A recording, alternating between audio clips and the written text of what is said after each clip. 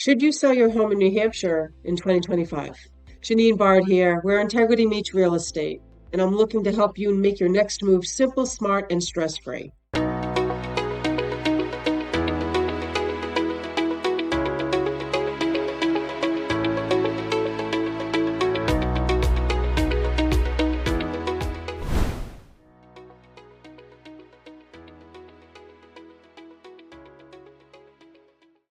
If you own your home in New Hampshire right now, you've probably asked yourself, should I sell now or should I wait? In today's video, I'm going to give you some real 2025 market outlooks, the exact steps to get your home ready for top dollar, and the biggest mistakes New Hampshire homeowners make when selling without an agent. Mistakes that can cost tens of thousands of dollars. Stick with me to the end, as I'm going to be sharing a personal market timing matrix, the same tool I use with my clients to decide whether selling now makes sense or not. So let's get into it. Selling a home, it's not just about numbers. It's about where you are in your life. Maybe your kids are grown up and moved out. Maybe you're ready to downsize. Maybe you've got a job change or you want to be closer to family. Timing the market perfectly is great, but timing your life comes first. So let's look at some data. The New Hampshire Snapshot in early 2025 shows that the median home price statewide was about $440,000, Concord area being about $380,000. The average days on the market are 22 days, and mortgage rates were about 6.25% for a 30-year fixed.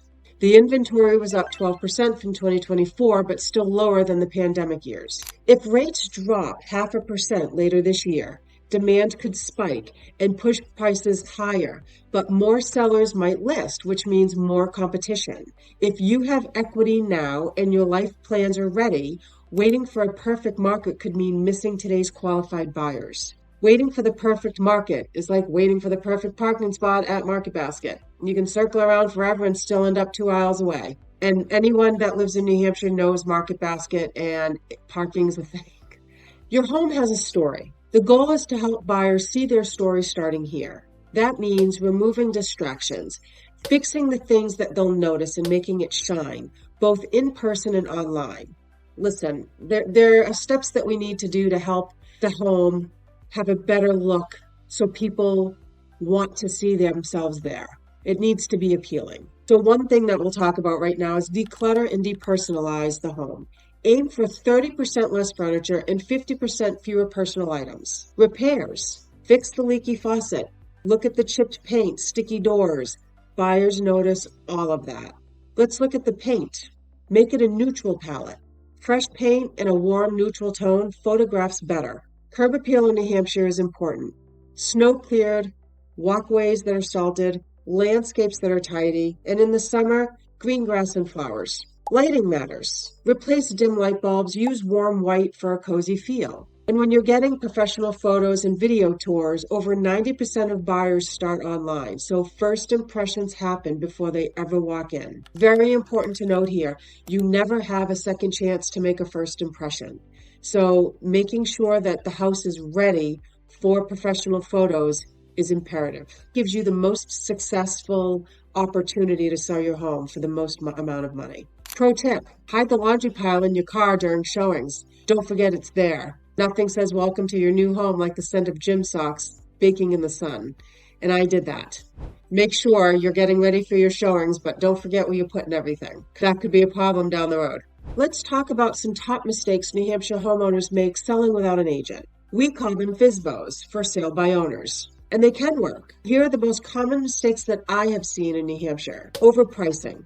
Buyers compare your home to everything else online instantly. Just because it says it's worth a certain amount online does not mean that's the value of your home. Poor marketing. Dark photos, bad angles, no video. That means fewer showings. And you want the most amount of showings when you put your home on the market. Limited exposure. Not being in the MLS limits reach. Zillow alone is not enough. Then there's negotiation gaps. Missing inspection or appraisal red flags that can cost you leverage in your negotiations with the other party. There's legal and paperwork errors.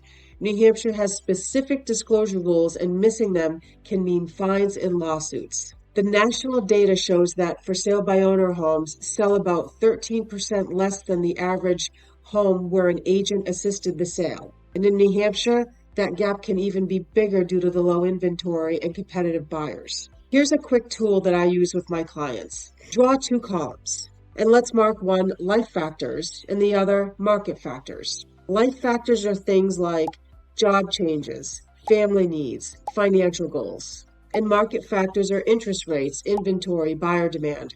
If your life factors score higher for selling, you don't want to wait for the market factor to be perfect. If both of those columns score high, you've hit the sweet spot. Selling your home is a big decision, and in 2025, preparation and strategy are everything. Whether you sell now or later, having the right plan means less stress, better offers, and a smoother move. If you're thinking about selling in New Hampshire, download my free 2025 Seller Strategy Guide. It's linked below. And if you found this video helpful, please hit subscribe because next week I'm covering the 5 upgrades that add most value to New Hampshire homes right now.